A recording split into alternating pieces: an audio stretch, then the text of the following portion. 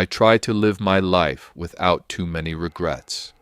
I've had highs and lows like everyone else, sure, but I do what I can not to worry too much about what could have happened if I'd made a different choice, if I maybe hadn't taken the road less traveled. I figure everyone makes the best decisions they can with the information they have available to them at the time. Going through all the what-ifs is ridiculous, because the only way you would have made a different choice is if you'd had some other detail, which of course you didn't. Hindsight is perfect, and even then, you can never be sure exactly what the sequence of events might have looked like if you'd gone right instead of left. And yet, there is one choice I made, one road I took, that I just can't help but wonder how things might have turned out if I'd only done something different. My job has me move around pretty regularly. I'm not going to get into what I do. It has no bearing on the story. But a couple years ago, I was working in Philadelphia and living on the other side of the Delaware River in Cherry Hill, New Jersey. I'm originally from northwestern Pennsylvania, and since this was the closest I'd been to home since I'd moved out to college, I took the chance to go see my parents whenever I could. I knew I'd be moving again before long, and my folks aren't getting any younger, so I tried to find a weekend every month or so to make the 7-hour trip to visit them. If I'd been thinking about it when I was looking for places to rent, I'd have probably tried to live on the west side of Philadelphia instead of in Jersey to avoid the traffic during rush hour. But by the time I realized it, the lease was signed and there wasn't much I could do. The drive to my hometown was pretty boring, honestly.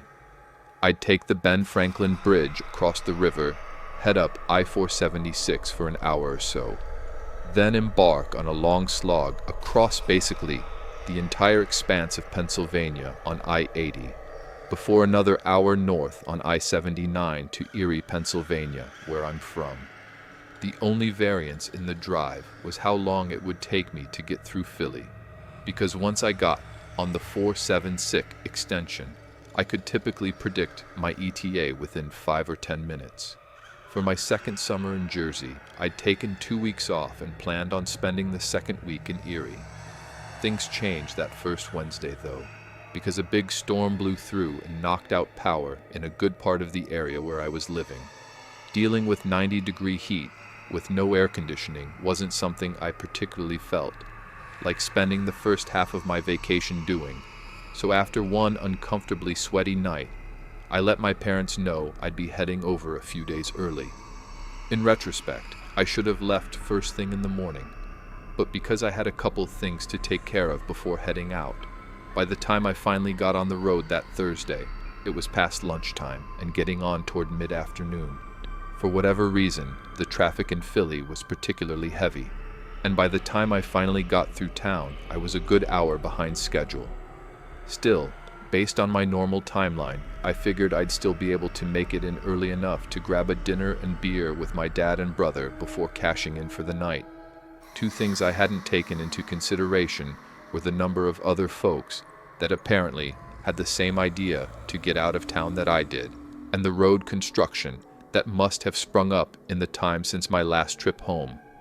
The interstate highway system is a heck of a thing. Being able to zip along at 65, 70, or in some remote places like West Texas, even faster, makes cross-country automobile travel take a fraction of the hours it would otherwise.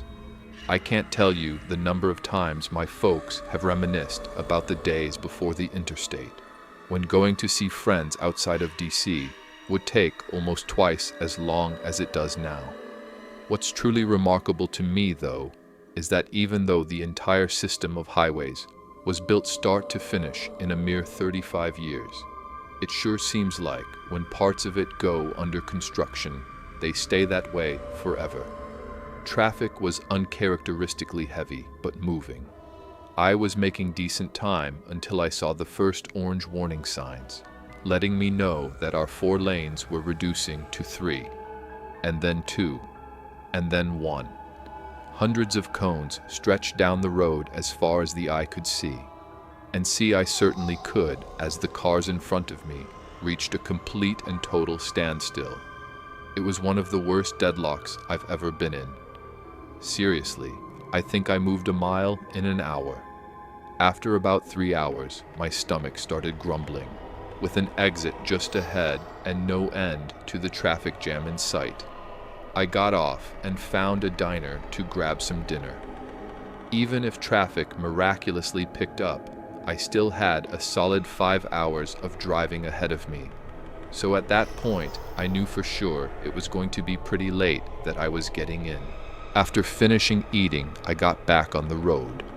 Things looked like they were picking up for a couple miles, but then I came up to the back end of the jam and was right back to waiting. We were moving a little bit better, I think, averaging about 5 miles an hour at this point. But as the sun started edging toward the horizon, I pulled out my phone and started to see if Google Maps could clue me in on any kind of workaround. It's a funny thing about human nature. Most of us don't like to sit still. Studies at airports have showed that people would rather walk farther to baggage claim to get their luggage, even if the total time would have been less if they'd have had a slightly longer wait at planeside. Well, the power of the internet appeared to be in my favor, though I-80 still showed as a dark red band for another 50 miles or so. There was a southbound county road coming up in just a few miles, and a northbound a couple after that, either of which looked like they'd let me bypass the worst of the traffic. Since I'd spent the better part of the day sitting on the road, my patience was about worn out. I opted to take the southbound road, even though the app told me it would ultimately take about 30 minutes longer to get to my parents' house. I just wanted to get moving again, and reasoned that at this rate, it might take me more than the 30-minute difference to get to the northbound route anyway, and that is a choice that will haunt me until the day I die. I made the turnoff and immediately felt my mood improve. The signs alternated, limiting my speed between 35 and 40 miles an hour, but even that seemed like flying compared to the log jam I'd spent the last several hours in. The drive was interesting. The road started a little twisty, with plenty of elevation changes as it curved up and around the hills of central Pennsylvania. It took me on a general southwest diagonal, but turned and doubled back on itself enough that for the first 30 minutes or so, I got regular views of the stalled traffic on I-80. Pretty soon after that, though, just about the time that the sun was dipping down beneath a couple hills in my rearview mirror, the road took a long curving tack and carried me down and away, out of sight of the interstate. Now, something that a lot of people don't realize is how big of a state Pennsylvania is. Sure, there are plenty of bigger ones, but PA is deceptively big. And it is remote, isolated. Hell, the translation of the name means Penn's Woods, after all. The Blair Witch Project didn't have to embellish that aspect of the state. The fact that you could head into the woods and walk for dozens of miles in any direction without seeing anything like another human being. It's got a decent number of big cities. Pittsburgh and Philly both have enough of a population to support major sports teams. But away from those centers of development, the Harrisburgs and the Pottsvilles and the Scrantons and what have you, there's a whole lot of nothing and trees, and dark and lonely road. Such was the road I was traveling that night, winding through the twists and turns of the Appalachian foothills. I've moved around a lot, I mentioned, traveled through most of the continental states anyway. I sometimes used to wonder, when I'd be driving along a patch of asphalt surrounded by only untamed wilderness, what it must have been like to construct such a road. What had it been like before men had intruded with our civilization and our machines? What had lived there? I don't wonder anymore. Not since that night when I went left instead of right. The way continued to twist back and forth, up and down.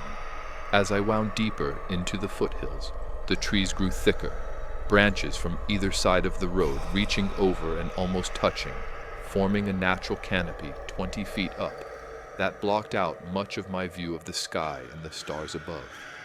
I drove with my high beams on, because the idea of streetlights had never entered the minds of whoever built this road.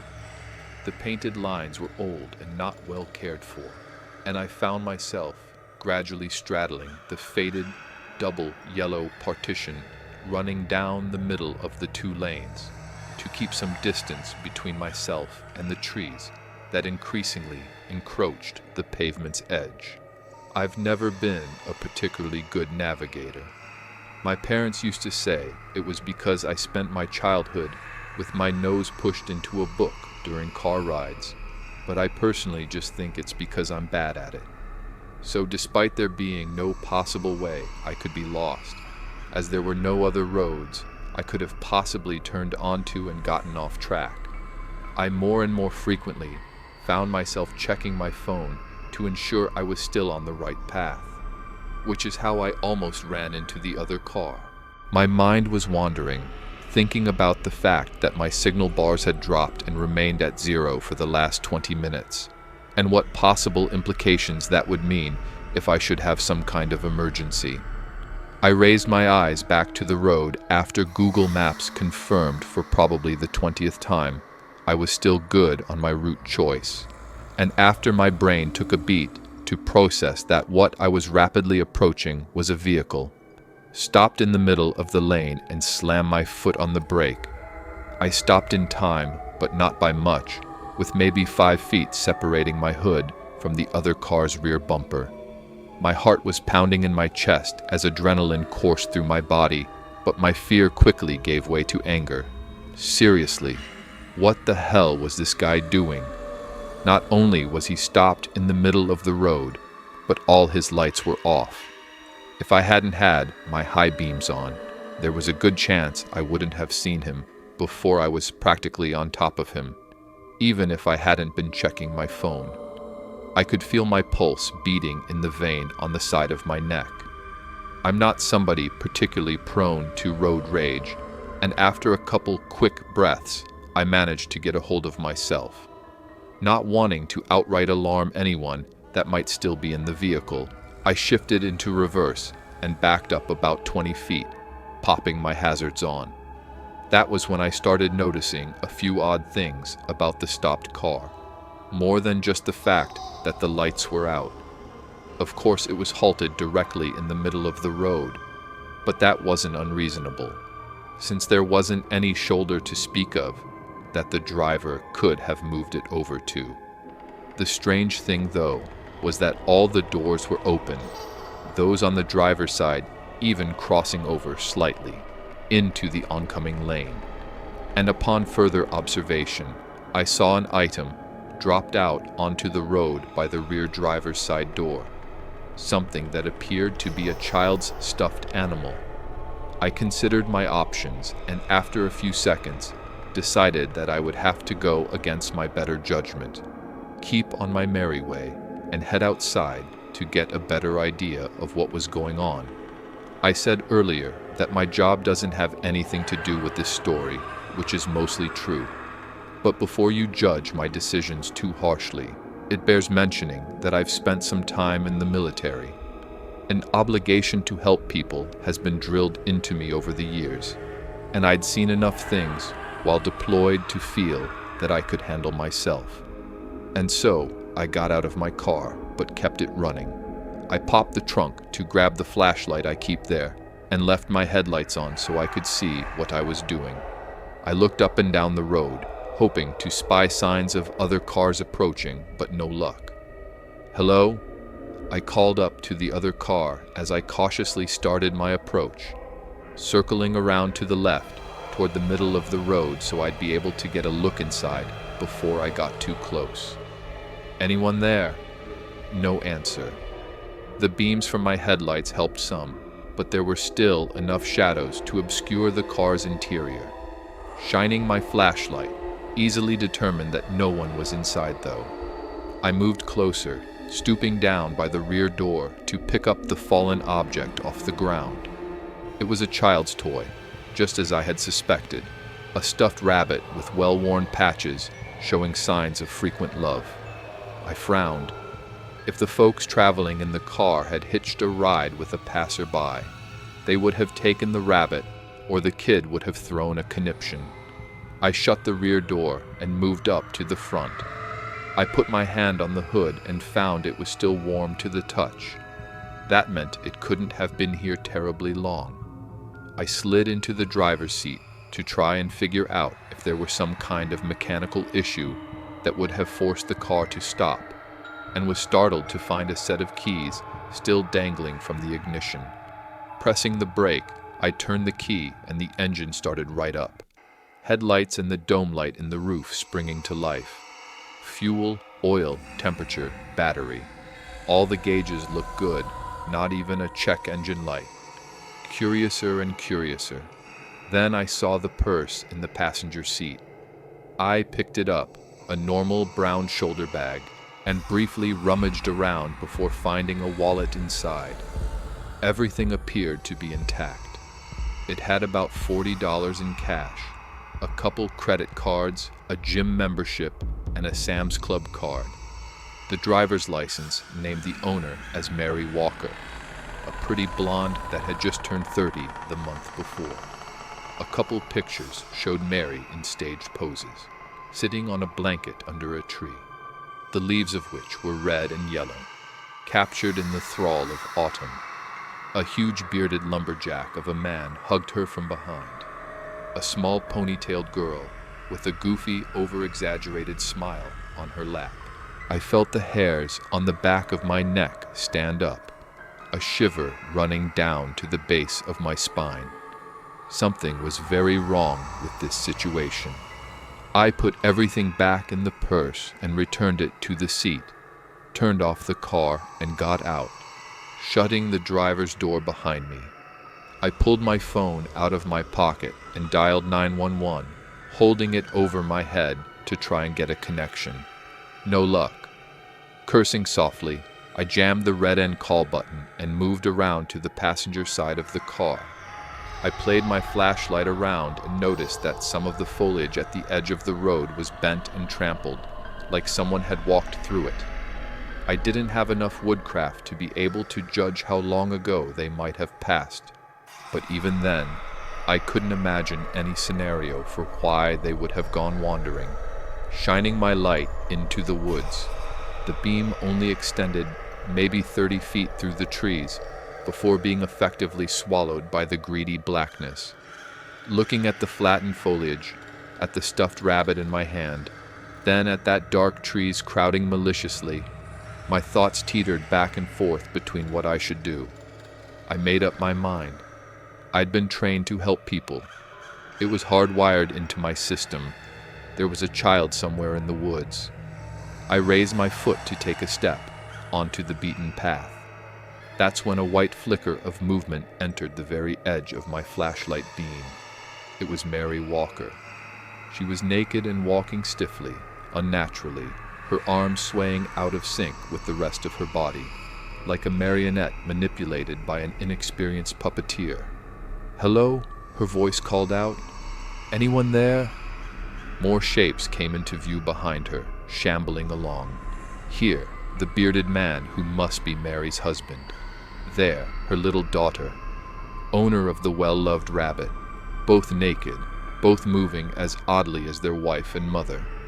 And now I could tell there were more, many more, their forms indistinct out of the direct light. But so many, they caused the darkness to pitch and swell with their odd, staggering passage, their voices a chorus. "Hello," they called. "Anyone there?" Parroting back the questions I'd asked only a few short minutes ago when I'd approached the abandoned car. I took a stumbling step back, away from the woods and the approaching automatons, tripping into the Walker's car. Catching my balance, I involuntarily shone my light up into the pitch recesses of the branches, and in doing so, could just make out, barely, a sort of darkness, crouched hidden in the upper limits. A void even darker than the trees. Was it my imagination? Those lines of pure blackness that extended from that concealed mass and seemed to pierce the flesh of Mary Walker, her kin, and the countless other shapes moving in concert with them. Hello? Anyone there? I sprinted then, back to my car, engine mercifully still running, headlights and hazards flashing welcomingly. Hello? I shifted to reverse, miraculously keeping enough of my head to avoid running off the road as I completed a 3-point turn. Anyone there? I chanced a glance in my rearview mirror. The pale form of Mary Walker stood halted, just at the edge of the forest where the trees met the road. One hand was raised, beckoning me to return, or perhaps waving goodbye, her face a mask of confused sadness. I pressed the gas and drove back the way I came. I did not look back again. The rest of the trip was a fog. At some point after I made it back to the interstate, I called my parents, letting them know I wouldn't be getting in until late. I drove on autopilot, the traffic jam having cleared while I was off. I thought about calling 911, but didn't. What would I have told them? And to what end? There was no one left to be helped. I try not to go through life with too many regrets, wondering about what ifs. But this one, this choice. What if I had left earlier in the day?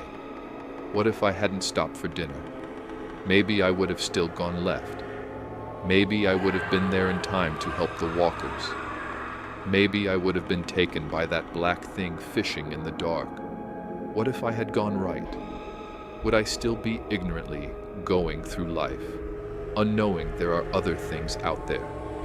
I try not to think of it too often, but every now and then, my thoughts turn to the stuffed rabbit. It wasn't until I reached my parents' house that night that I realized I still had it clutched in my hand. I used to wonder, before men brought our roads and civilization, what was the wilderness like? What lived there? I don't wonder anymore. I can't afford to, at least if I don't want to wake up screaming. And no matter how bad the traffic, I always stick to the interstate.